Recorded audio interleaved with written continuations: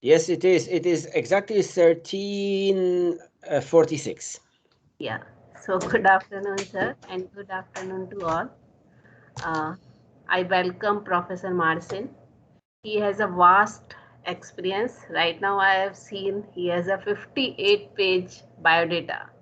So from that, we can understand how much experience he has in research and academics. And he has a 5,000 citation, Google citations. So now I request Professor Marcin, you can start here.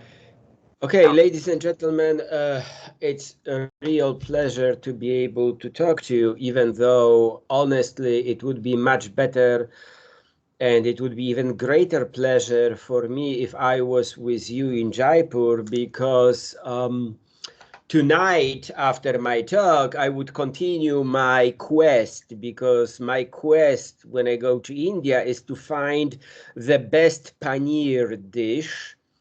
Each time I go to India, I am seeking and ordering paneer dishes everywhere in every restaurant. So far, the leader is a restaurant in Masuri, which is named Urban Turban.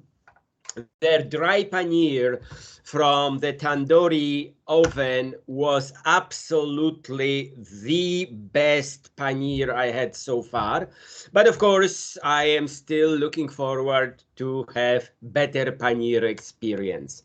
So sorry, but I had to do this. So you can now think, start, yes, you can now start thinking about paneer instead of about my lecture. Okay, let's share it. You should now, okay, let's do slideshow, start from first slide. Okay, you should see my first slide. Can somebody confirm that you see my first slide, which has a lot of dots and introduction to federated learning? Yes, sir, it's visible. Absolutely fantastic. So I am now introducing myself. Ladies and gentlemen, my name is Marcin Paprzycki. I work as associate professor at Systems Research Institute, Polish Academy of Sciences, which would be a research institute. If you want a metaphor, your metaphor could be probably Tata Institute for Fundamental Research. Not that we are this good as Tata TIFR people are, but we don't have the teaching component in our institute other than PhD programs. So we are not like India Institute of Technology. We are slightly different. You should now see my second slide. Do you? Please confirm. Yes, sir. Okay, good. I'm asking because sometimes slides don't want to move forward. So today we're going to be talking about federated learning, and I would like to start from a little bit introductory material, and let's start from distributed machine learning. What do we have? Let's assume that you have like a big computationally intensive task, and because we want, oh, I'm sorry, okay. And because we are interested in federated learning, let's assume that this task is somehow related to machine learning or broadly understood artificial intelligence.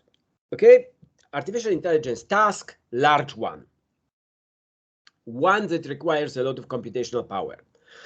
What could be this task? It can be training some large complex neural networks. It can be nature-inspired optimization, something like genetic algorithms or ant optimization, or maybe data clusterization, or anything else that is large and computationally intensive. And since we have now very, very large data sets, obviously getting large tasks is easy.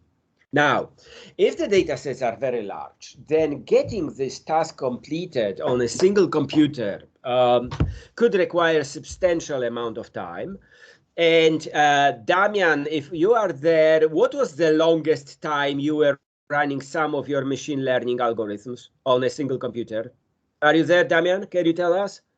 Yes, I am. So it was like 1 day long computations. So it Okay. wasn't that much. Okay, so for Damian, it wasn't that much to do guys, listen, to get one model trained on a solid machine, Damian needed 1 day of work. Okay, so for 1 day, his computer was working on getting things done.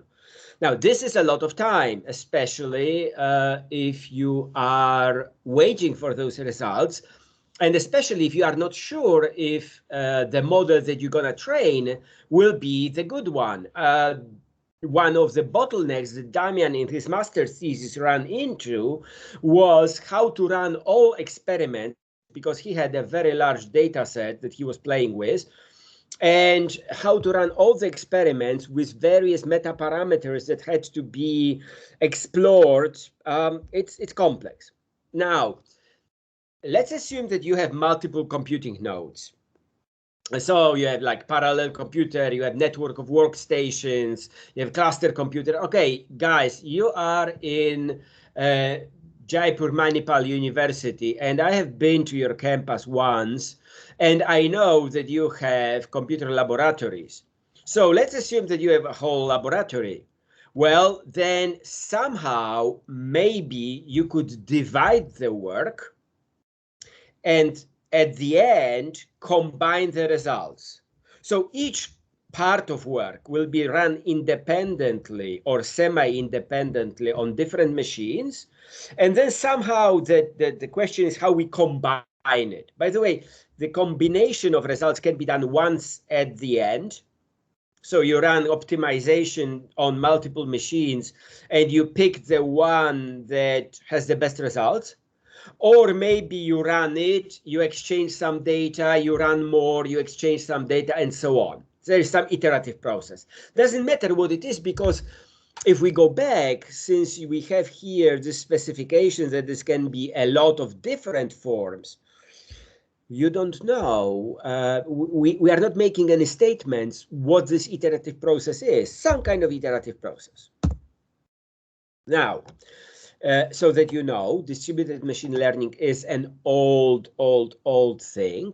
Some of you maybe were born around the year 2000, and some of you maybe were even not born, when Eric Cantupaz was running efficient and accurate parallel genetic algorithms. This is the title of the paper you can find. This paper was published in January 2000. And by the way, this paper, this report that you can find online, is what was later to become his PhD dissertation, because Eric was a PhD student at the University of Illinois at Urbana-Champaign. And what he was running genetic algorithms. So he was splitting the genetic algorithm into independent genetic populations. Those populations were independently evolving, and from time to time, they were sending the best evolved creature to other nodes. And what Eric found was that speed of this, results of this process were achieved earlier, and they were better. Later on, it became named as island version of evolutionary computing. Island because it was envisioned that each of those populations that was independently evolving is like a separate island, and each island is evolving, and then from time to time travelers go to another island and start to mix with the local population. So I hope that you can envision this sort of movie that is going on the ocean, and from time to time people have a chance to go to another island. Now, distributed machine learning is well studied and based on ideas from parallel computing. In my first at the beginning of my academic life, when I was doing my PhD, I was doing parallel computing. And this is also why I was interested in work of Eric, because I found it very inspiring and very interesting. So, by the way, I will send to Dr. Sunita those slides, so you don't have to make crazy notes, but there is an overview of distributed machine learning. So fine, so we have old thing, distributed machine learning. But one thing that is important to understand is that there is this implicit assumption that all the data belongs to a single owner. There's a single stakeholder who owns all the data and can do with it whatever he or she wants. Okay, so it can be a company. This data can be distributed into a parallel computer, fine, but it remains under full control of the owner. By the way, you can bring on board some open source data sets, sure, but it still doesn't mean that you lose control. You fully control what's happening with the data and with machine learning. Fine. However, this does not fit exactly what is now happening around us. Okay, so you probably, if we were in a room, I would ask how many of you have Xiaomi phones, but since we are not, and so how many of you have Oppo, Vivo, and Realme? But since we are not, let me just point to you that each smartphone has 10 plus sensors, and those sensors generate data. Now, each of you has your own data, but processing it may not be useful, because if you just process your data from your cell phone, you will not learn much, you will not generalize. And also, you may not have the right programs, you may not have the knowledge to process it. Okay, so let's keep this in mind. Now, prices and sizes of sensors and actuators. Actuators are any kind of devices that can act on the environment, is going down. So you can place anywhere and everywhere sensors and actuators. And since you can do it, they can belong to anybody, everybody. You know, guys, I can envision that if you are living in someplace in Jaipur, you are in a better situation than those living in Delhi, because the air in Jaipur always seemed to me, I was in Jaipur like 3 or 4 or maybe 5 times already, maybe 4. And each time Jaipur was one of the cleanest and least polluted cities in India that I visited. I haven't been to Sikkim, which is apparently even cleaner, but Jaipur is absolutely clean in comparison, let's say, with Delhi. But in Delhi, if you were living, I can envision that each and every one of you could buy yourself a little pollution sensor that would study air quality in the place you are living. And then all of you, as you are in this class, you could combine data from your individual sensors to build a picture of air pollution in Delhi. And this picture would be scary. I remember arriving to Delhi and staying in the Aero City near the airport and not being able to see anything from behind the smog. So you could study it, okay? But each and every one of you would be owner of your own data stream, your private data stream, which means that you could agree in this class that you will share the data between you. But would you send it all? Now, of course, now we are getting more and more wireless networks to build wireless sensor networks, and those networks vary. You can have various quality of channels that you can connect actuators, edge devices, computing nodes, gateways, clouds. You can build these complex ecosystems in which everything will be talking to everything. Okay? Now, because you have networks, because you have sensors, because you have actuators, you start to do, you can start building Internet of Things ecosystems in which, and this leads us to this smart everything. The next time I'm in India, I'm going to start inquiring what happened to the Modi government initiative. When I was like 5 years ago, okay, just 1 year after Modi government was first time elected, they promised 100 smart cities in India. And smart city is an instance of Internet of Things. Okay, so I'm curious how this project is going on and how is the money used. This would be something for me to ask and investigate. But there is a lot of work done in this direction, and India is not out of the picture. India also involves a lot of work done on smart everything. Of course, recently, over the last 10 years, we have explosion of new or updated machine learning methods. And here, if you capture Damian, he will tell you everything about encoders, autoencoders, and things like this, which nobody heard about encoders something like 5 or maybe 10 years ago. They were completely new. But this means that suddenly we have the completely different situation, because in the ecosystem, you have a lot of small devices. If you have small devices that are dedicated to machine learning, you start to see things completely different. For instance, I'm not sure if you ever ran into Intel Movideos, but you can put yourself into your cell phone or into your computer Intel Movideos, and you will learn about Intel neural network on the chip or on the stick.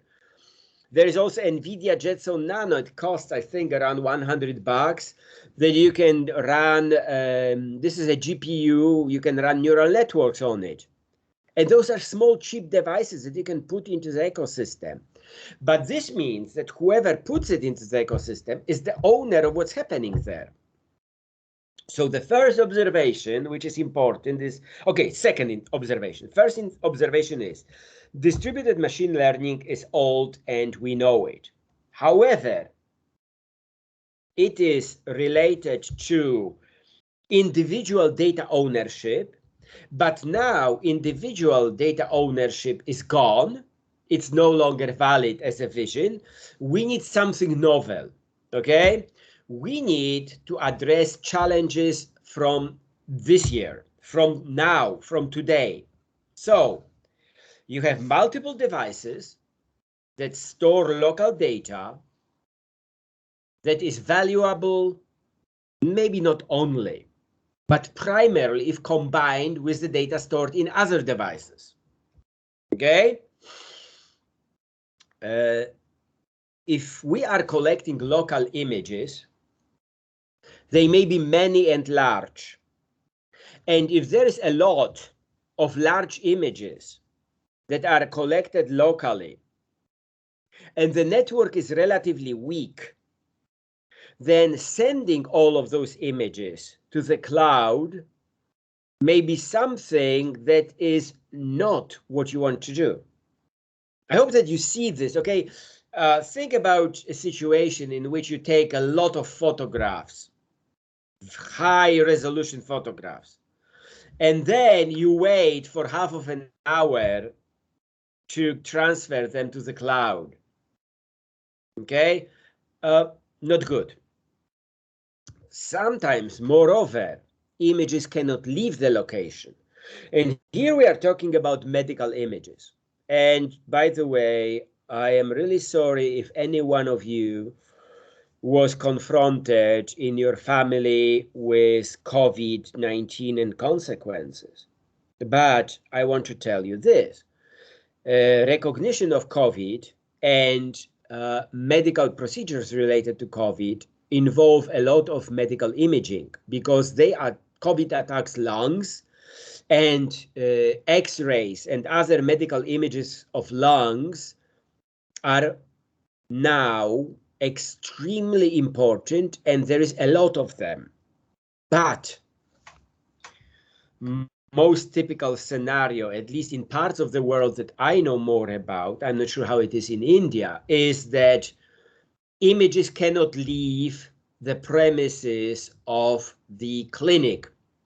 If a given clinic is taking images, medical images, they are responsible for keeping them safe so they don't leak out. Now, if the image cannot leave the location, think what happens. You have a lot of clinics that have small amounts of medical images, but you cannot build this large set to train your image recognition. Of course, if you have medical images and you have private clinics, each of the private clinics has its own images and doesn't want to share it. So it's not only number one, it's difficult to share data. You cannot share the data, and even if you could, you may not want to share the data.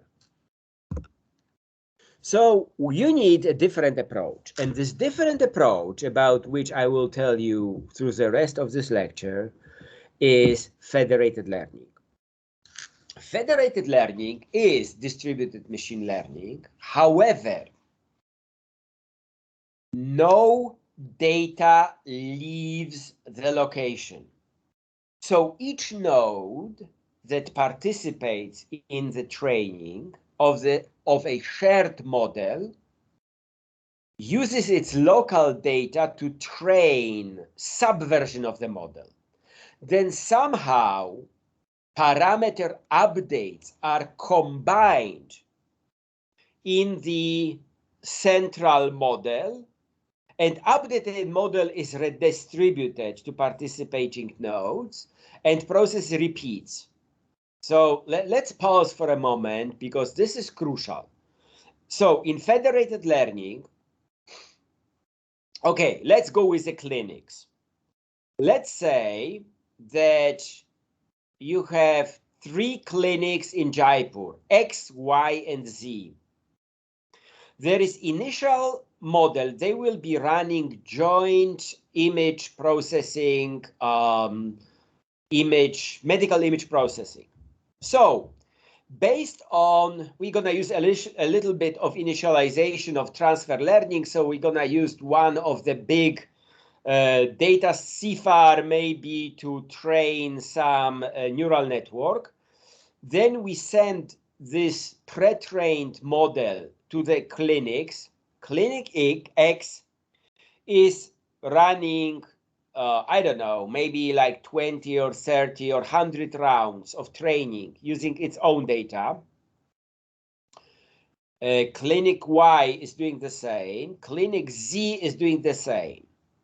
Then they send back information. What are the suggested changes in the model? There is the centralized manager, and the manager takes those 3 proposed updates, somehow puts them together, maybe averages them. The simplest way is to average those proposals, updates the shared model, and sends it back to clinics X, Y, and Z. Clinics X, Y, and Z now have the new version of the central shared model. I hope that you see that X didn't share its data, Y didn't share its data, and Z did not share its data. They each just run their own training. And now they have a new model which should be better. And it goes in circle over and over and over until there is a stopping criteria which is met and the process stops. Now, after this, each local node, X, Y, and Z, can run a little bit more training, taking the best global model and personalizing it to its own needs. Think about this, okay? India is a very large country, which means that some things that are more typical for let's say, northern Uttarakhand will not be this, may not be the same in Rajasthan, and they may be not the same in Tamil land, okay, or Haryana.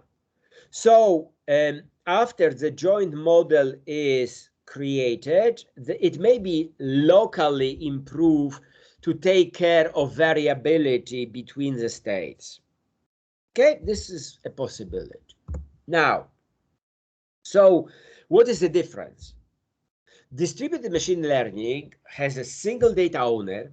Data is available for processing. Each software is at each node, no problem. Exchange of information as needed, no security, privacy, or trust issue. Well, okay, so there is security issue from the outside. But as long as the data is secure inside, there is no need for extra protection. In federated learning, you have multiple data owners. Data is private and is not to be revealed. It stays where it's stored and it's protected. Only model updates are communicated. And of course, security, privacy, and trust are of major concern. Okay? So now, what do we have? There are some main, and by the way, there is this work of Lee and collaborators listed here that says federated learning has 6 aspects: data partitioning, model, privacy, architecture, scale of federation, and motivation for federation. Let's look into the main issues here. Data partitioning, which means, what do we have? Okay, here is horizontal data. This would be like 2 clinics have x-rays, lung x-rays. One clinic has lung x-rays, another has lung x-rays on different patients. But in federated learning, we're gonna treat them jointly to develop a joint model somehow based on all the data, but of course each data is separate. Now, we have vertical data. We have here 2 different clinics. One is lung clinic, one is, let's say, heart clinic. And the same person, by the way, there is an error here. Here should be an A. So there's a person, and you have person A and person A. Here you have the lung data. Here you have the cardiology data. And here you have person C, which has lung data and radiology, cardiology data. Okay, this person doesn't have a counterpart, so we will remove this person. But this way we can learn more about each person. So data can be horizontal, vertical, or more. I mean, because it can be mixed. It can be horizontal and vertical at the same time, sort of a cross domain in 2 directions. Privacy. Okay. Information encryption, when it's sent around the federated learning system, is a standard. We don't need to talk about it. However, there is already research that if you just send suggestion of updates, there is a possibility that somebody can uncover what is in your data. So what is proposed? Homomorphic encryption. This is an encryption method that I don't know anything about, but it allows to perform calculations directly on encrypted data. So the data that is sent out is never decrypted. However, you can calculate, update to the model, not knowing what was in the encrypted data. Okay? Differential privacy. You can add a little bit of noise to parameter updates. For instance, Gaussian noise, but it doesn't have to be Gaussian noise, some noise. This allows you to hide the actual nature of your data while participating in the updates. Now, the problem here is that if there is too much Gaussian noise, it's gonna kill the performance. So you should add enough Gaussian noise to hide your data, but it also should be not too much Gaussian noise. There's also secured aggregation. You have some trusted aggregator. Then if three nodes, X, Y, and Z, send updates to a trusted aggregator, then the manager will get only the averaged value, the update, but it will not know which node contributed to what update. And there is a whole theory about trusted aggregators. So it is researched. Okay? Now, scale of federation. There is such thing, it is cross-device. And this is, for instance, what Google is doing with Android phones. Each round of federated learning, there is a sample, let's say around 5,000 phones that are picked up, they participate in a round of training, and they are stateless. They cannot be re-identified. So once they participate, this is like over. They are sending their updates and nobody knows who they were. And by the way, if you have 10 to the 10th of devices, oh, let's say even 10 to the 5th, and each time you pick up 5,000, the likelihood of participating in training twice is very low. Okay, this is central orchestration client server. Of course, communication is a bottleneck and it's very unreliable. From experiments performed by Google, there is 5% or more devices that do not complete the training. So out of 5,000, around 250 will never deliver results. Okay? Usually, I mean, you have to do here horizontal partitioning, and of course, security and trust. You are accepting something to work on your node. Not much fun. Cross silo. This is typically business oriented. You have 2, maybe 100 clients, not too many. All clients participate in each round of model training. You can then arrange very different orchestration models, topologies, and we will talk about topology in a moment. You can do horizontal or vertical or hybrid partitioning. And by the way, nodes should not disappear like those 5% that are gone. No, you will not have it happening here. But at the same time, it's much easier to have security and trust because everybody who is participating is known. Typically, it would be based on some agreement between participating parties. And I will comment on this in a moment. What is the motivation for federation? First, incentive. If single data is not enough, then you may want to share the data to get better, to get something out of your data. But there's this thing for the business which is named co-opetition. And I know it sounds weird, this word, but it is like gluing together cooperation and competition. So you are collaborating while competing. And I will make a comment about it in a moment as well, in a more practical setting to explain what competition is. But there's also legal. And we already talked about medical data or other privacy restrictions. You cannot share the data. Data cannot be shared because there are privacy restrictions or because there are contractual obligations. You cannot share the data. And I will come back to this also later. Architecture, various architectures. Here in the middle, you have standard. Model is sent to the device. Device is training the model, sends an update. And each device does the same thing. most classic model.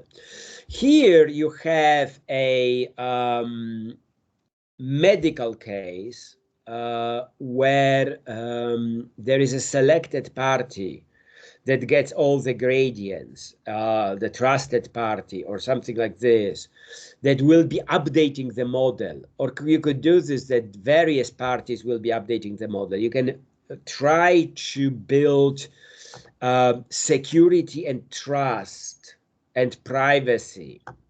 And here we will come back to this weird architecture where you have devices and you have this thing which is named mediators. And I will explain this a bit later. Applications areas, preventive maintenance. And this is the case of co-opetition. Let's say that you have dairy product producers. In Gujarat, it would be Amul. Amul is all over India, I believe. So let's say that there is another dairy producing company. And let's say that both those companies have these butter producing lines that come from the single company that produced them. In Amul Dairy in Anand, I think that the line was either from Sweden or from Germany. Okay, so let's say it's from Germany, just to fix the attention. So let's say you have two competing dairy producing companies, butter producing companies. They both have machines from Germany, from the same manufacturer. What is preventive maintenance? Preventive maintenance is studying the data and finding out before something goes wrong that something can go wrong with one of the machines. Then the machine can be gracefully taken down, fixed, checked, and you don't have a disaster on your hands. But in the scenario which we have, two butter producers, the same machines, they don't want to share their data with competitors. They don't want the other company know how much, for instance, butter daily they produce. But they would like better models for preventive maintenance. So they may compete, be fierce competitors for your taste in the best butter in India, but they may cooperate to get better preventive maintenance models. Pharmaceutical companies, this is what is now happening. You have 10 extremely large pharmaceutical companies, among them AstraZeneca, Bayer, GlaxoSmithKline, Merck, Novartis, and they said that they will be jointly training models. They are developing the Melody platform. It will run on NVIDIA hardware, maybe using the NVIDIA Clara platform, really, to train jointly models for drug discovery. And, you know, those companies all compete, but they want to collaborate, building very large, complex machine learning models. So you have co-opetition. Okay? They will not share data. They will just participate in model building. Let me now go to some examples, more precise, medical examples. And each time here, you will see the title of the paper from which this example comes and authors. So here, the authors, Huan, Ge, and Jing, say medical devices in medicine have less computing power and battery than mobile phones. And by the way, speeds for linking them, networking, are very low. So what they do, they divide a special architecture where shallow subnets are trained on devices, and then in the cloud, there is a deep neural network. So they are having this sort of hybrid architecture, shallow and deep, And what they do, they found out that for arrhythmia prediction, the performance decreases 2%, but they could save over 90% of network traffic using this specific approach. The second is the work by Yu, Yao, Mane, Tan, Liu, and Guan. And then they want to classify signals from electroencephalograms. Now, of course, here you cannot combine data sets because you have privacy, personal data protection. So they run federated learning, and they report 3% loss in quality overall, but they could run much larger model and train it using federated learning. So there is some cost here for federated learning. Then there is work by Li and Xin, and they run performance of benchmark data sets. So MNIST is not, I mean, nobody cares about MNIST data anymore unless you are doing some initial testing because MNIST is too simple. But there is this MIMIC3 data, which is the data from over 40,000 patients from Israel from the year 2001-2012. And Li and Xin, what they did was they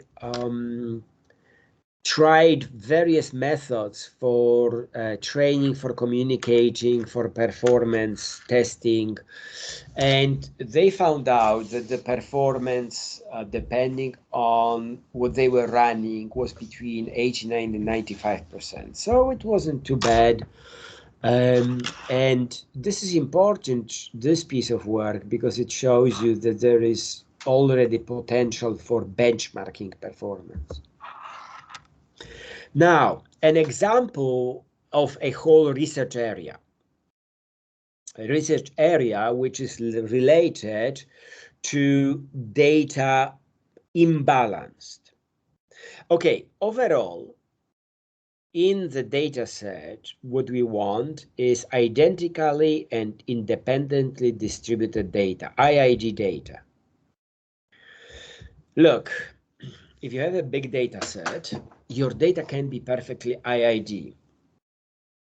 But if your data is split into federated learning, it may be non-IID at all. Think about this. Users write words for machine learning for recognition of characters, letters, let's say. Let's start even letters. I have participated in two little research projects, student research projects. One was we were running some deep neural networks on Gurumqi scripts, and the other one was on letters from Assam, characters from Assamese scripts. But the point is that if I ask each and every one of you to write all the characters that you find in Rajasthan, okay, then each and every one of you has different stroke with different slant. Those letters for each and every one of you look differently. Now, think about this. If I combine all those letters into a big set in a cloud or on a server, I have a perfect data set. By the way, we have a very nice data set now available for Assamese letter recognition that is available from my friends from IIT Guwahati in Assam. But if I have on each node only your personal depiction of those letters, there's a problem because we have feature distribution skew. Kangaroos live in Australia, or there are platypus. I think there is another creature that lives in Australia. Koalas, they live in Australia. So if you have photographs of animals and you have one node in federated learning running in Australia, there may be probably photographs of koalas, platypus, or however the heck you say it, and koala, kangaroo, platypus. I'm not sure what other creatures live in Australia and no place else. At the same time, in India, you will have no kangaroos. You have kangaroos in Australia, no kangaroos in India. So whatever you are training in India will not have kangaroos. Whatever you are training in Australia will have kangaroos. Problem. Think about how people are dressed, or how the houses look like, homes. And think about how people dress in Sikkim versus how people are dressed in Tamil Land, or how people are dressed in downtown Hyderabad. In downtown Hyderabad, your population of Orthodox Muslim women is so large that you're going to have a lot of images, if you can take them safely and not be treated not nicely, of women who wear burqas. There are no women wearing burqas, or almost no, in Rajasthan. And by the way, people in Sikkim, when it's cold, they are probably dressed differently. So you have the same name of thing, clothing, dress, but names will mean something else. Then, sentiment for next word prediction may be very different regionally. Okay. Quality skew. Different clients may have vastly different amount of data. Google has enormous amount of data. Amazon has amount of data very large. If you have large general clinic in Delhi, they're going to have a lot of x-rays. If you have a small private clinic in Lucknow, they will have much smaller amount of data. This can make impact on federated learning. This needs to be researched. How you can address the non-IID problem? Just to give you a few examples. So for instance, authors which are listed here, including Vikas Chandra, they take open source data set and use it as a starting point. So they start training with a special model which is based on IID dataset. And then they are like improving things locally only. Advantages, initialize and then you will be fine. Problems. It is main concept of federated learning is that you don't have any global data. Here you have this initial global data. Maybe there is no open source data set. And if there is no open source data set, you have no data set that will work here. And you need to distribute this open source data set first. So it's an interesting approach. Will it work? Who knows? When they used 5% of CFAR 10 data, the test accuracy increased by 30%. So definitely this was better. But problems exist. Another work, they suggest calibration. Depending on characteristics of the local data, you can give more weight to those nodes who are more IID. So the better the given node, more balanced. Okay, if a given node has more balanced data, we trust it more. If it has less balanced data, we trust it less. Okay, but here you need to know what it means for the data set to be good. What is the IID data set? highly dependent on the auxiliary data set. But it's an approach. And here you have back this architecture where you have the mediators, where clients describe their data. And then you can use different type of updates to make sure that the data is more balanced. Look, here you have 4 clients, one with triangles, one with squares, one with stars, and one with rhomboids. So each one of them is imbalanced, but if you do it right, this group of nodes with this mediator 1 will be balanced. Here you have something that is balanced on each node almost, so you can, mediator 2 will also be balanced. So you can do a lot of those mediators, and within each mediator, data will be balanced. Okay? Now, the problem is it realistic? Because will clients be ready to share information about balances of their data? If they do, we are fine. If they don't, this approach will not work. There are, if right now, any one of you has this crazy idea, I really want to see this federated learning, and maybe I would like my engineering project to be on federated learning. There are some federated learning open source platforms. So there is Fate, there is TensorFlow Federated, and there is PySift. This image, by the way, is from one of those earlier mentioned overview papers. You can easily find it. As you can see, there are already, at least 3 months ago, there were already newer versions of Fate and PySift. With our student, Nalinaksh Kumar, who is also a student in Poland. He finished engineering degree in Uttarakhand. Now he is still in India, but he's studying in Warsaw. With Piotr Niedziela, we started to develop our own federated learning platform.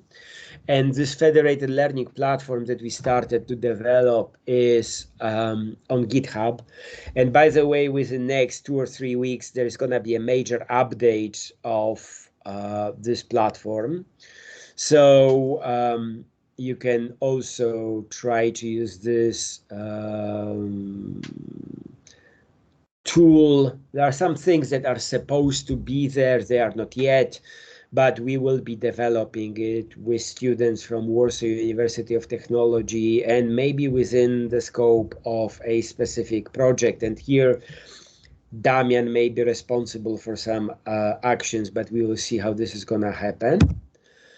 So to keep you any longer, because I am already almost speaking for an hour, which is much longer than I was supposed to, I will tell you this. Federated learning is very important research direction because it addresses real-life constraints. There are companies, of course, who are large enough to have zillions of data elements, like Google, like Amazon, like Microsoft. But in real life, competition is a must, and federated learning is a natural way to do this. It also matches the needs of edge computing where data is generated, which means you can maybe run some training locally and build in the cloud joint shared models only by sending back and forth parameters and parameters updates. It is very well suited for medical applications where you have a lot of places that have small data sets because they cannot share data sets, but they can train models locally and share them. And by the way, any machine learning approach that can be distributed can be applied here. Okay? So, by the way, this area is very rich in open research questions. And on Arxiv, archive. You have this paper, which has 105 pages, and it summarizes open research questions. If we work together, we are welcome. We can take Sunday FL as a research tool. We have a few students here working on it. We have potentially some students at IIT Guwahati and NIT Delhi who will be contributing, maybe from Charusat in Gujarat. We will also have some students. So there will be some interesting things happening. And I will open for questions in a moment. Just to let you know, don't look for me at Facebook, because on Facebook my accounts are completely filled in, so it will be difficult. But on LinkedIn, you can find me. Here is my email, and here is my Google Scholar. If you put my first and last name into Google Scholar, you will be able to find me. Okay, so this will be it. I will stop sharing at this moment. And I am here, and I will be more than happy to answer any of your questions if you have, if you still want to talk. But if you want to run home and get yourself some great paneer, I understand paneer has precedence. So, questions, ladies and gentlemen.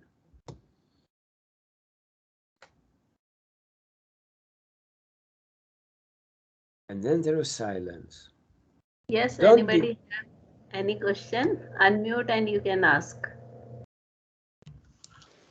Hello, Professor. I had a Yeah, question yeah. regarding federated learning. So, to my understanding, what you just explained is basically training a machine learning model, but data remains in their own separate locations, right? And Yes. you only send model updates, so parameter Yes. updates. Yes. So, how does this compare to, let's say, a model where all the data is in one location and you're training it? So, like basic classical way of doing machine learning, which is better in terms of performance? Okay, let's go back. Why we do federated learning?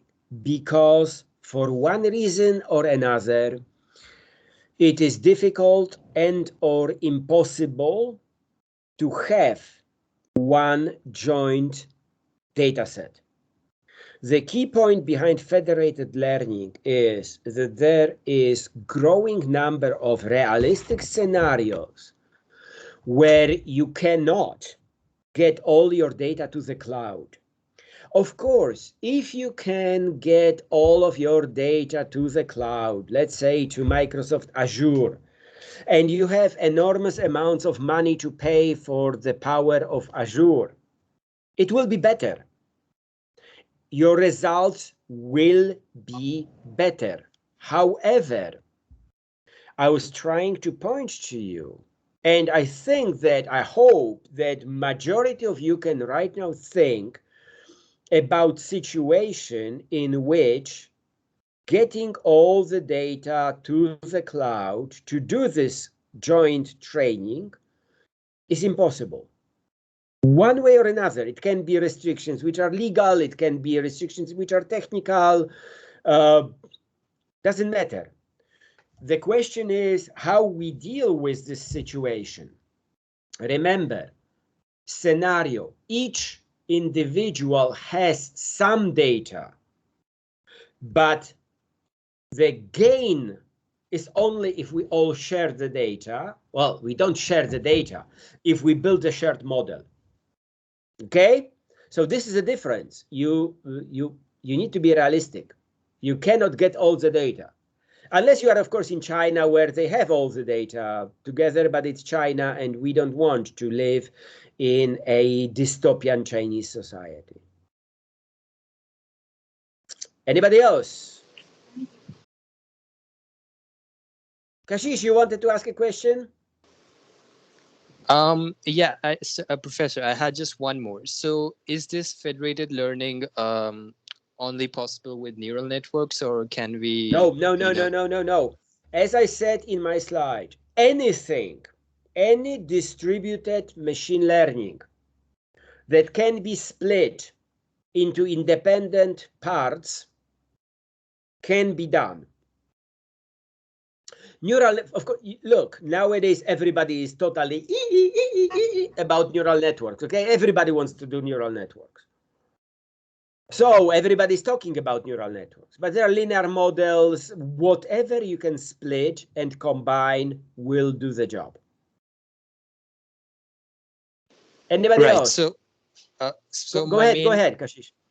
Yeah. So my main thinking behind asking this question was that there are some machine learning models, let's say decision trees, which take specific features, like give more importance to specific features. And if you're doing a federated learning based approach, then depending on your local data, each decision tree model might select different features or give importance to different features. So how do you sort of combine all those differences between each model? As far as I remember, in this case, you use this. You use instead of a tree, you use forest. Okay, and then each node is a tree, but your shared model is a forest. All right, cool. That's all I had, Professor. Yeah. But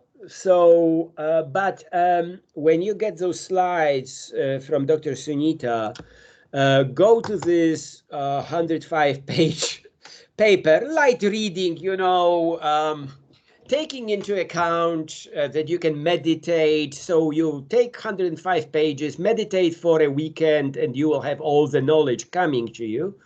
And I am not kidding. I was meditating over this paper some time ago. Not everything got stuck. So, and you will see various models which are used. So decision trees as decision forests are also taken into account. Okay, sir. We will look at it. If you want to collaborate, if anybody would like to talk about what we can do together, you know how to find me. I don't see any more questions. Anybody?